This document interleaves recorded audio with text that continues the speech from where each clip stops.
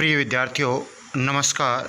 मैं अनिल कुमार यादव, सहायक आचार्य राजनीति विज्ञान, राजकीय कन्या महाविद्यालय बहरोड। विद्यार्थियों, यूट्यूब चैनल वीडियो के आज के इस वीडियो में आपका हार्दिक स्वागत और अभिनंदन। विद्यार्थियों, पिछले वीडियो में हमने आपको सर्वोच्च न्यायालय की कुछ शक्तियों के बारे में बताया था। सर्वोच्च न्यायालय को क्या क्या शक्तियां और क्षेत्र अधिकार दिए हुए हैं, तो इनमें सर्वोच्च न्यायालय के प्रारंभिक क्षेत्र अधिकार, अपीलीय क्षेत्र अधिकार, इन दो बिंदुओं पर हमने पिछले वीडियो में चर्चा की थी। आपको बताया था कि प्रारंभिक क्षेत्र अधिकार के अंतर्गत वे मामले आते हैं जिनकी सुनवाई केवल और केवल प्रारंभ में सर्वोच्च न्यायालय में ही हो सकती है, अन्य किसी न्यायालय में नहीं। इसके बाद हमने आपको अपीलीय क्षेत्र अधिकार के बारे में बताया था। अपीलीय क्षेत्र अधिकार के संदर्भ में 4 प्रकार की अपील उच्च न्यायालय के निर्णयों के विरुद्ध सर्वोच्च न्यायालय में की जा सकती है, जिसमें आपको दीवानी, फौजदारी, विशिष्ट अपील और संवैधानिक मामलों में अपील की बात आपको बताई थी। इसी कड़ी में आज आगे बढ़ते हुए हम सर्वोच्च न्यायालय की अन्य क्षेत्र अधिकारों के बारे में, अन्य शक्तियों के बारे में आज चर्चा करेंगे। तो उसी कड़ी में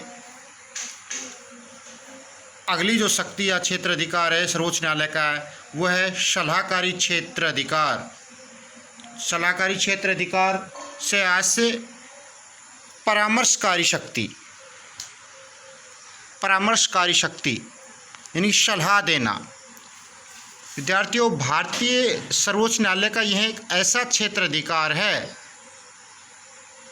जिसका प्रयोग अमेरिका और ऑस्ट्रेलिया में भी नहीं किया गया है।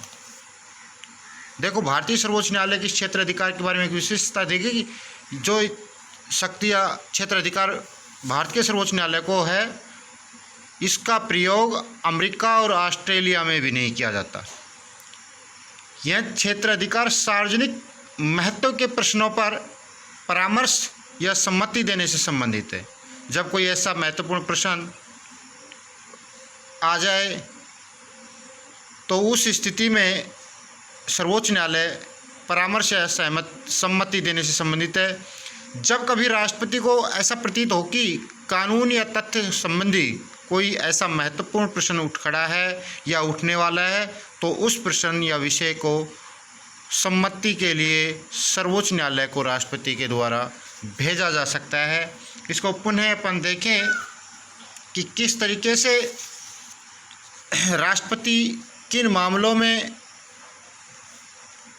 सर्वोच्च न्यायालय से सहमति ले सकता है। इसके तहत राष्ट्रपति किसी भी मामले में सर्वोच्च न्यायालय से सलाह ले सकता है। सबसे पहली बात तो ये है। अब सलाह लेने के आधार क्या होंगे? सलाह लेने के आधार में हम देखें, यदि सार्वजनिक महत्व का कोई मुद्दा हो जिस पर सर्वोच्च न्यायालय की सलाह आवश्यक हो, ये नहीं सामान्य मामलों पर सलाह मांगने लग जाए। मामला ऐसा हो जो सार्वजनिक महत्व का हो। यदि ऐसे संधि या समझौते जो संविधान के लागू होने से पूर्व किए गए हों, ऐसे संधि या समझौते जो संविधान के लागू होने से पूर्व किए गए हों, उन मामलों में राष्ट्रपति सर्वोच्च न्यायालय से सलाह मांग सकता है। बात आती है कि राष्ट्रपति सर्वोच्च न्यायालय की सलाह मानने को बाध्य है या नहीं। तो ये क्लियर है कि जब राष्ट्रपति सर्वोच्च न्यायालय से सलाह मांगता है और सर्वोच्च न्यायालय उस पर कुछ अपने सुझाव देता है, तो राष्ट्रपति बाध्य नहीं है कि उस सलाह को माने ही माने। इसी तरह सर्वोच्च न्यायालय प्रत्येक मुद्दे पर सलाह देने को भी बाध्य नहीं है। जिस तरह राष्ट्रपति सर्वोच्च न्यायालय के सुझाव को मानने के लिए बाध्य नहीं है, उसी तरह सर्वोच्च न्यायालय भी प्रत्येक मुद्दे पर सलाह देने के लिए बाध्य नहीं है। सर्वोच्च न्यायालय की सलाह राष्ट्रपति पर बाध्यकारी नहीं होती है, पूर्व में आपको बता दिया गया है, परंतु यह सलाह अधीनस्थ न्यायालयों पर बाध्य होती है। कोई सलाह सर्वोच्च न्यायालय ने दी है तो उस सलाह को राष्ट्रपति मानने के लिए बाध्य नहीं, लेकिन उससे जो अधीनस्थ न्यायालय हैं उन पर बाध्यकारी रूप से लागू होती है। इसके बाद संविधान के लागू होने के पूर्व में किए गए समझौतों एवं संधियों वाले मामलों में सर्वोच्च न्यायालय के लिए सलाह देना बाध्यकारी होता है। जैसे संविधान लागू हुआ 26 जनवरी 1950 से, उसके पूर्व में जो संधि या समझौते हुए हों और उसमें कोई विवाद छिड़ गया हो उस बिंदु पर, तो उस मामले में यदि राष्ट्रपति सर्वोच्च न्यायालय से सलाह मांगता है तो निश्चित रूप से सर्वोच्च न्यायालय को उसके बारे में परामर्श देना ही देना होता है।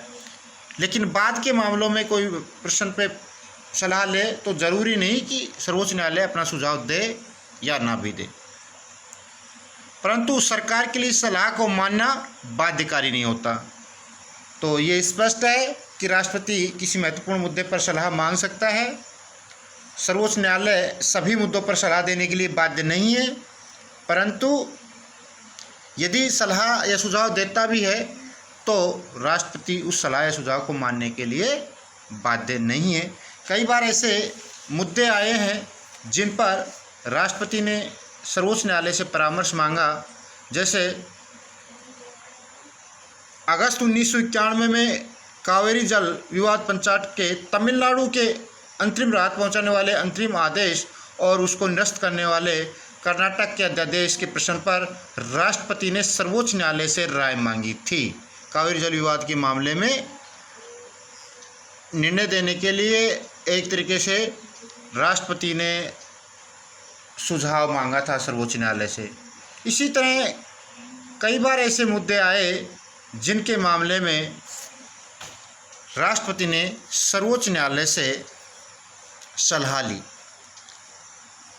अब बात आती है सलाहकारी क्षेत्र अधिकार की उपयोगिता क्या है। जो परामर्शकारी या सलाहकारी जो क्षेत्र अधिकार सर्वोच्च न्यायालय को दिया गया है संविधान में, उसका महत्व क्या है, उसकी उपयोगिता क्या है, उस बिंदु पर चर्चा करते हैं। सलाहकारी शक्ति के अंतर्गत दी गई सलाह से सरकार को उस महत्वपूर्ण तथ्य पर कानून की व्याख्या तथा जटिलताओं का उत्तर मिल जाता है। कई बार ऐसे मुद्दे फंस जाते हैं जिसमें सरकार असमंजस की स्थिति में आ जाती है और सही फैसले कुछ नहीं कर पाती है, कुछ डिसीजन उस पर नहीं ले सकती, उस संदर्भ में कानून सही नहीं बना सकती। इन चीज़ों को ध्यान में रखते हुए सर्वोच्च न्यायालय से वह सलाह लेती है और जो महत्वपूर्ण जो तथ्य है जिन पर सलाह ली जानी है उस पर कानून की व्याख्या तथा उसकी जटिलताएं हैं उसके बारे में वो जानकारी प्राप्त कर लेती है। इसीलिए सरकार विधि के निर्माण से पहले सलाह का ध्यान रखती है। सलाहकारी निर्णय भले सरकार पर बाध्यकारी न हो, लेकिन अधीनस्थ न्यायालयों के लिए बाध्यकारी एवं निर्देश के अनुरूप में माने जा सकते हैं। तो इस प्रकार जो सलाह सर्वोच्च न्यायालय के द्वारा दी जाती है वो निर्णय भले सरकार मानने के लिए बाध्य न हो, लेकिन जो अधीनस्थ न्यायालय हैं उनके लिए बाध्यकारी और निर्देश के रूप में माने जाते हैं। तो इस कारण से सरकार के लिए ये इस तरह का जो सलाह या परामर्श किया जाता है सर्वोच्च न्यायालय से, वो नए कानूनों के निर्माण में और पुराने जो विवादी जो कानून है उनमें संशोधन के लिए एक तरीके से परामर्श मिल जाता है, या कोई विवादित मुद्दा है उसके बारे में सही तथ्य प्राप्त हो जाते हैं। अब बात आती है कि राष्ट्रपति ने किन मामलों पर सलाह शक्ति का प्रयोग किया अभी तक। तो इसमें कई उदाहरण ऐसे आए हैं जिन पर राष्ट्रपति ने सर्वोच्च न्यायालय से परामर्श या सलाह मांगी।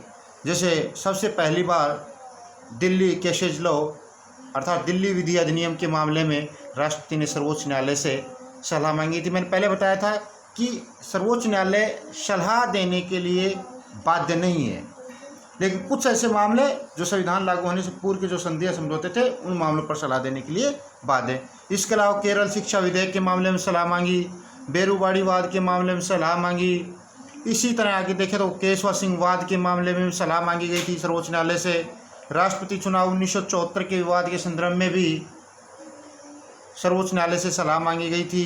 कावेरी जल विवाद अधिनियम के मामले में भी, राम जन्मभूमि बाबरी मस्जिद विवाद के मामले में सलाह, जिस पर सर्वोच्च न्यायालय सलाह देने से मना कर दिया था।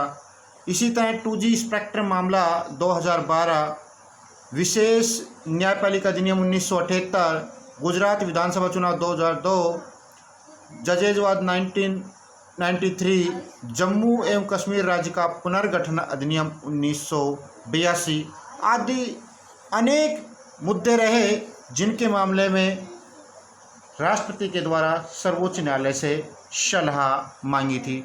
मैं आपको पूर्व में क्लियर कर चुका हूँ, सभी मुद्दों पर परामर्श या सलाह दे, ये इसके लिए सर्वोच्च न्यायालय बाध्य नहीं है। केवल संविधान लागू होने से पूर्व जो संधि या समझौते किए गए थे उन मामलों में सर्वोच्च न्यायालय के लिए सलाह या परामर्श देना अनिवार्य होता है। इसी तरह राष्ट्रपति भी सर्वोच्च न्यायालय के द्वारा दिए गए सलाह या परामर्श को मानने, इसके लिए राष्ट्रपति बाध्य नहीं होता। अब बात आती है अगला जो क्षेत्र अधिकार है या शक्ति है सर्वोच्च न्यायालय के पास, वो है अभिलेख न्यायालय। भारतीय संविधान के अनुच्छेद 129(1) में अभिलेख न्यायालय का दर्जा सर्वोच्च न्यायालय को दिया गया है। अभिलेख न्यायालय का इससे आशय क्या है? इससे आशय है कि सर्वोच्च न्यायालय के निर्णय उच्च न्यायालय व अन्य न्यायालयों के लिए साक्ष्य के रूप में प्रस्तुत किए जाते हैं। अर्थात सर्वोच्च न्यायालय ने कोई जो निर्णय दिया है वह उच्च न्यायालय और वह अन्य न्यायालयों के लिए एक तरीके से साक्ष्य या नज़ीर के रूप में प्रस्तुत किए जाते हैं।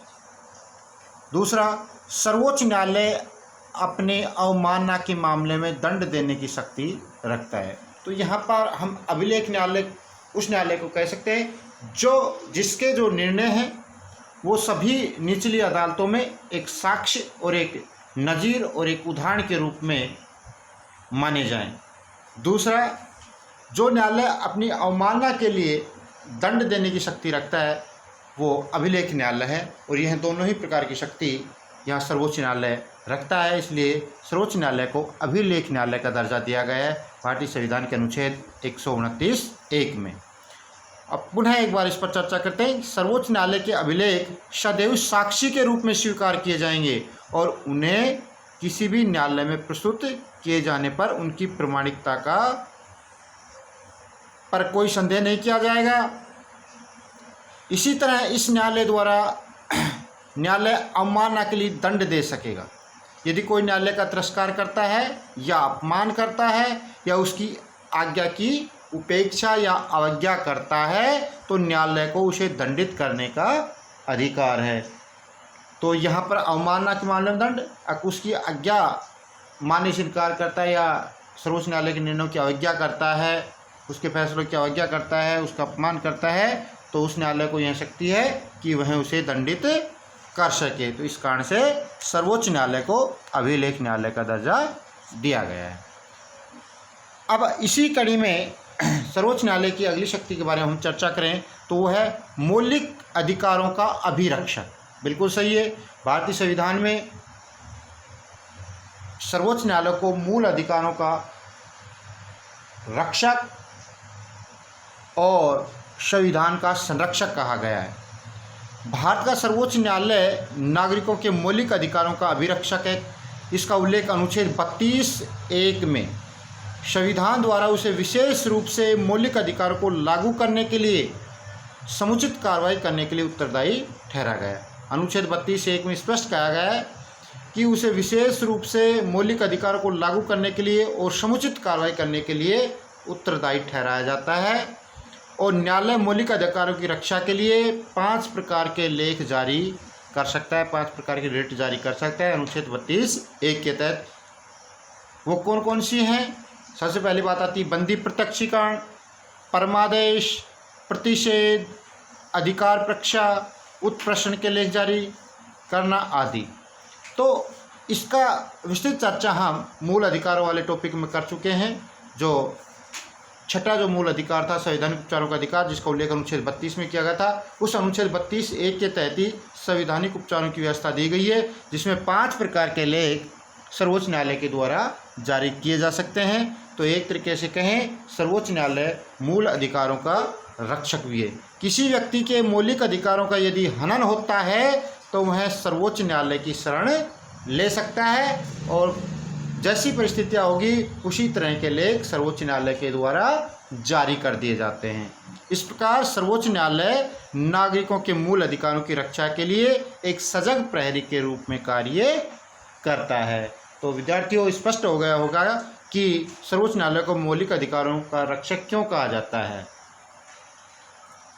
अब बात आती है अगली शक्ति, पुनर्विचार संबंधी क्षेत्र अधिकार।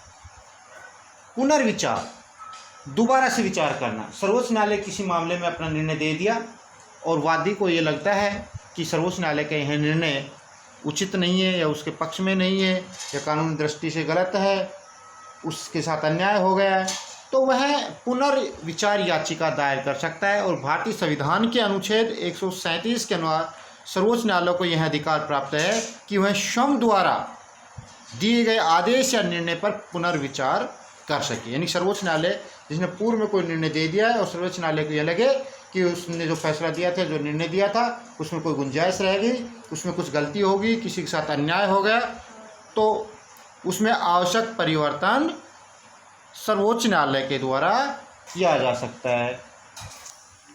धन्यवाद विद्यार्थियों।